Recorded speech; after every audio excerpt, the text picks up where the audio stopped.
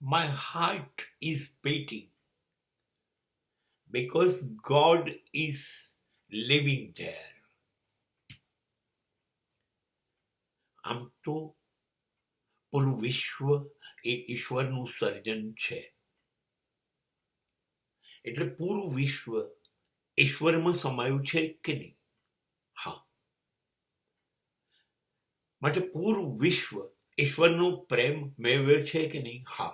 જો ઈશ્વરને પ્રેમ ના હોત તો એને આટલું સુંદર વિશ્વ બનાવ્યું જ ન હોત. પણ ક્યાંય એને ગમ્યું નહીં, ઈશ્વરને ક્યાંય મજા ના આવી,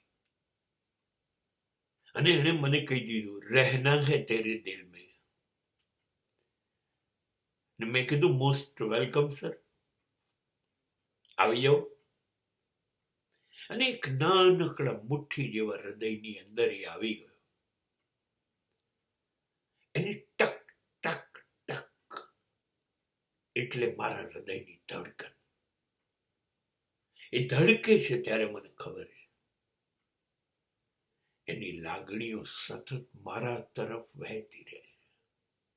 એને નથી ફાવતું. દુનિયા એને બનાવી છે કેટલી સુંદર છે, મારા કરતા તો વધારે સુંદર, પણ એ બધું છોડીને મારા હૃદયમાં આવી ગયો. એને વિશ્વની સુપ્રસિદ્ધ ઇમારતોમાં, મહેલોમાં, સંપત્તિઓમાં, મંદિરોમાં, મસ્જિદોમાં, ચર્ચમાં ક્યાંય નથી રહેવું. આવીને અંદર સંતાઈ ગયો. બસ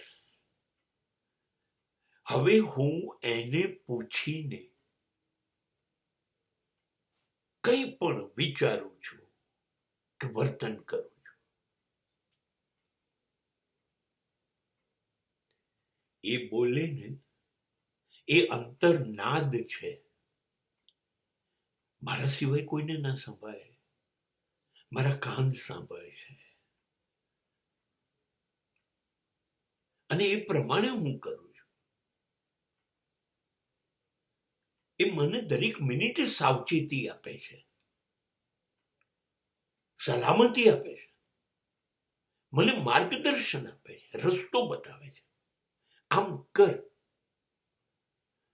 અને મને ખીણમાં પતનની ઊંડી પડી જતા વારે ઘડીએ રોકે છે, ટકોરા મારે છે, આ ના કર.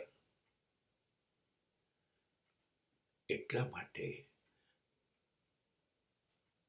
એને હું મારા દિલમાં રાખું છું. એને ક્યાંય જવા નથી દેતો, અને હું ક્યાંય જતો જ નથી. ના બદ્રી, ના કેદાર, ના ગંગોત્રી, ના જન્મોત્રી, ના જગન્નાથપુરી, ના રામેશ્વરમ, ના કાશી, ના કાબા. અરે અંદર જ બેઠો છે તો પછી બહાર જવાની જરૂર શી છે?